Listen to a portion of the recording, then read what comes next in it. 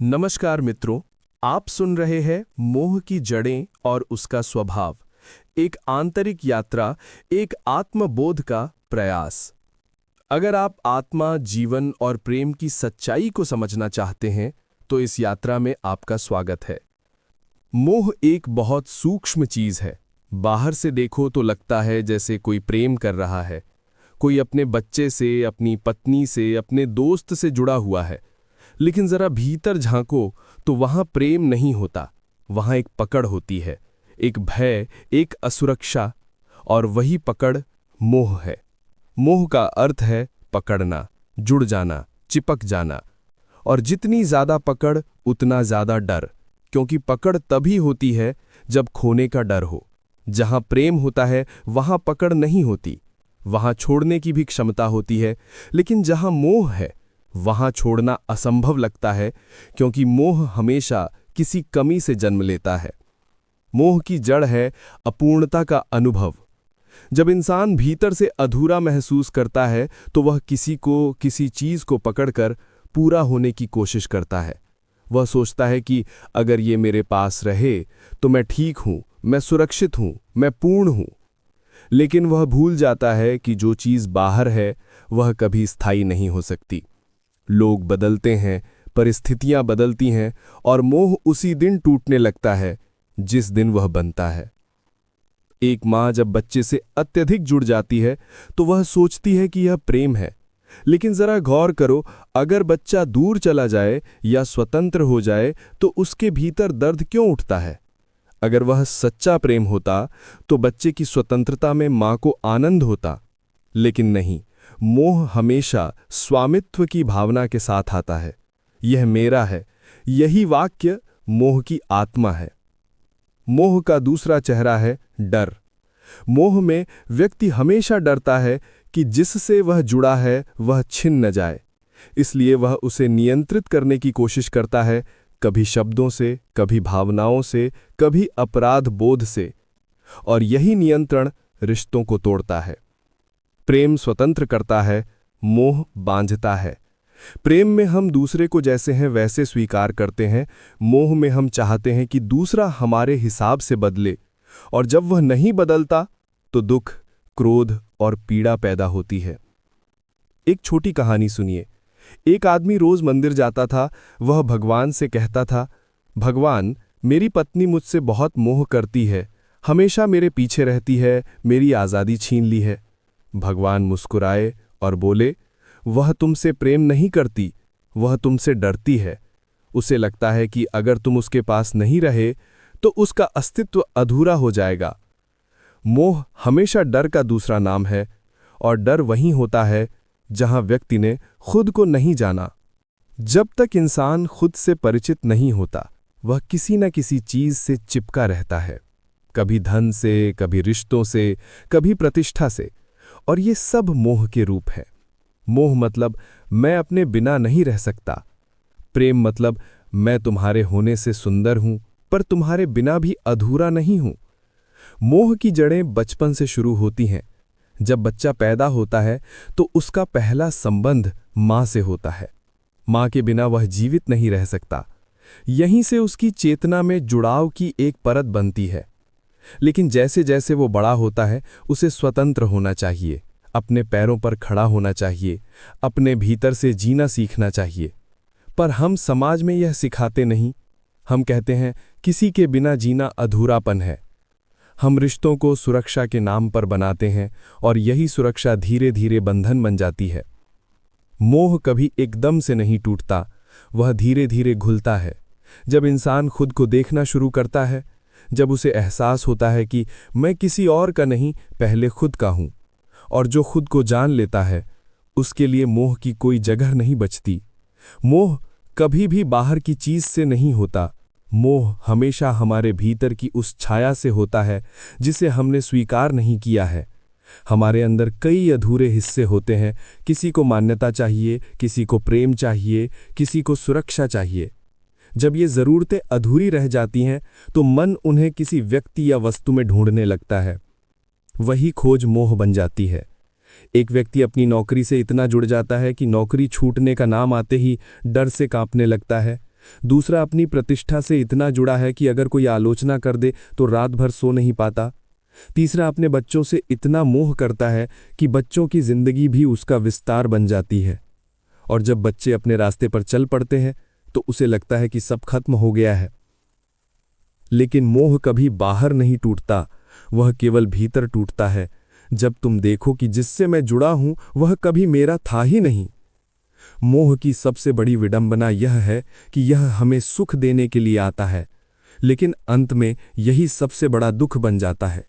जिससे हम सबसे ज्यादा मोह करते हैं वही किसी दिन सबसे ज्यादा चोट देता है, क्योंकि हमने उसे अपने अस्तित्व का हिस्सा बना लिया था।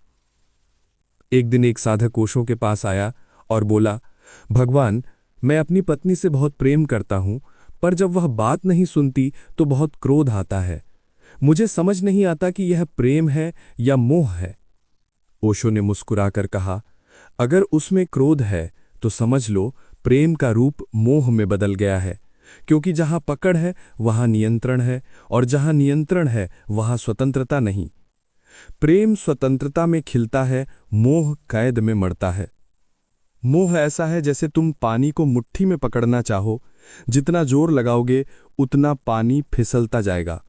प्रेम ऐसा है जैसे तुम हथेली खोल दो और जितनी खुली होगी उतना पानी ठहर जाएगा। मोह हमेशा भविष्य में जीता है। वह कहता है, कल वो मेरे साथ रहेगा, कल सब ठीक हो जाएगा। लेकिन जीवन हमेशा इस पल में होता है। मोह तुम्हें या तो अतीत में ले जाता है या भविष्य में भटका देता है। और ध्यान क्या करता है?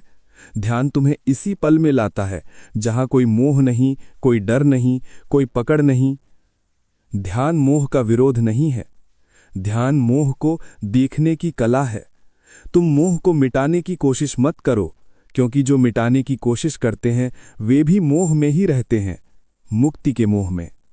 बस उसे देखो, बिना जजमेंट के, बिना निर्णय के।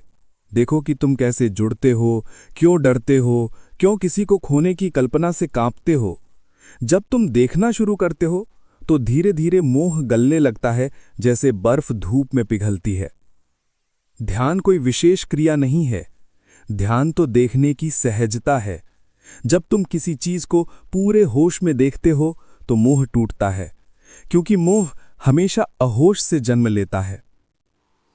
तुम जितना ज्यादा सजग होते हो, मोह उतना ही कमजोर पड़ता जाता है।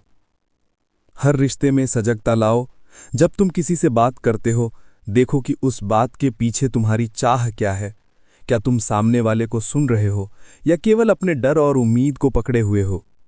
जब तुम सुनते हो बिना पकड़ के तो प्रेम प्रकट होता है, लेकिन जब तुम सुनते हो किसी अपेक्षा के साथ तो मोह सक्रिय होता है। कई लोग सोचते हैं कि मोह त्याग देने से मिट जाता है, लेकिन यह भ्रम है। त्याग भी मोह का उल्टा चेहरा है। जिसे तुम त्यागते हो उससे भी तुम जुड़े रहते हो। मोह में पकड़ है, त्याग में विरोध है। दोनों ही मन के खेल हैं। मुक्ति केवल देखने में है। जो देख लेता है वह किसी चीज से न भागता है न चिपकता है। वह जीवन को जैसे है वैसे स्वीकार करता है। वह जानता है सब कुछ बदलता है, और यही जीवन की सुंदरता है। जब तुम यह देख लेते हो कि मोह क्या है, तो उसका पहला असर यह होता है कि तुम्हारे भीतर एक शांति उतरने लगती है। पहले जो चीजें तुम्हें हिला देती थीं, जो रिश्ते तुम्हें उलझा देते थे, अब वह धीरे धीरे अपनी पकड़ खोने लगते हैं। तुम पाते हो कि तुम अब भी वही व्यक्ति हो, लेकिन भीतर कुछ बदल गया है। पहले तुम हर चीज को पकड़ना चाहते थे, अब तुम हर चीज को देखना चाहते हो। यही परिवर्तन मुक्ति की शुरुआत है। मोह से मुक्ति किसी साधना का परिणाम नहीं है, यह केवल समझ का फल है। जब तुम समझते हो कि यह संसार अनित्य है, हर चीज बदल रही है, तो तुम उसी के साथ बहना सीख जाते हो। जो बहता है वही जीता है, जो रुकता है वही दुखी होता है। मोह रुकने की प्रवृत्ति है, वह चाहता है कि सब कुछ स्थिर रहे। और जीवन नदी है, वह कभी नहीं रुकती। जब तुम जीवन के साथ बहते हो तो मोह अपने आप पिघल जाता है। एक दिन एक साधु नदी किनारे ध्यान में बैठा था। उसने देखा नदी के बीच एक लकड़ी का टुकड़ा बह रहा है। कभी वह पानी में डूबता, कभी ऊपर आता, कभी किसी पत्थर से टकराता, फिर आगे बढ़ जाता। साधु मुस्कुराया। जीवन भी ऐसा ही है। अगर मैं भी इस लकड़ी की तरह बहना सीख लूं तो कोई दुख नहीं रहेगा। और उसी क्षण उसने महसूस किया, मोह का मतलब है पत्थर को पकड़ना और मुक्ति का मतलब है बहना। मोह तब टूटता है जब तुम देखना सीखते हो कि जिससे तुम जुड़ते हो वह स्थायी नहीं। ये देखना दुखद नहीं है, ये सुंदर है, क्योंकि यही सत्य है। तुम किसी चीज को जितना स्वीकार करते हो वो उतनी सहज हो जाती है, और जब तुम अस्वीकार करते हो तो वही चीज तुम्हें बांध लेती है। मोह से मुक्ति का पहला कदम है स्वीकार करना। जो है उसे जैसे है वैसे स्वीकार करना, क्योंकि अस्वीकार ही मोह को पोषित करता है। तुम जितना कहो ये नहीं होना चाहिए, उतना ही वो तुम्हारे भीतर जड़ें जमा लेता है। कभी कभी लोग पूछते हैं, क्या मोह खत्म होने के बाद जीवन सूना नहीं हो जाएगा? नहीं। जब मोह समाप्त होता है तो पहली बार प्रेम जन्म लेता है। मोह मिटता है तो प्रेम उभरता है, क्योंकि प्रेम और मोह साथ नहीं रह सकते। प्रेम का अर्थ है देना, मोह का अर्थ है पाना। प्रेम खुलापन है, मोह बंद दरवाजा। जब तुम मोह से मुक्त होते हो तो तुम्हारे भीतर इतनी ऊर्जा होती है कि तुम बिना किसी अपेक्षा के सबको प्रेम करने लगते हो। अब प्रेम किसी व्यक्ति के प्रति नहीं, बल्कि जीवन के प्रति होता है। फूलों में, आसमान में, बच्चों की हंसी में, हर जगह प्रेम झलकता है। और तब तुम्हें एहसास होता है कि मोह कितना छोटा था और प्रेम कितना विशाल। मोह हमेशा कहता है मुझे चाहिए, प्रेम कहता है मैं दे सकता हूं। मोह मांग है, प्रेम प्रसाद। मोह की दिशा बाहर की ओर है, प्रेम की दिशा भीतर की ओर। और जब तुम भीतर की ओर लौटते हो तो जागरण शुरू होता है। जागरण का अर्थ ये नहीं कि तुम संसार छोड़ दो। जागरण का अर्थ है संसार में रहते हुए भी उससे अछूते रहना। जैसे कमल का फूल कीचड़ में खिलता है, पर उस पर कीचड़ का असर नहीं होता।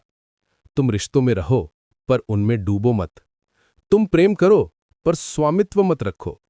तुम दुनिया में रहो, पर दुनिया तुम्हारे भीतर न रहे। यही जागरण है। ओशो कहा करते थे, जब तक तुम मोह में हो तुम्हारा प्रेम अपवित्र है। जब मोह टूटता है तुम्हारा प्रेम पवित्र हो जाता है। और जब प्रेम भी पारदर्शी हो जाता है तो वही ध्यान बन जाता है।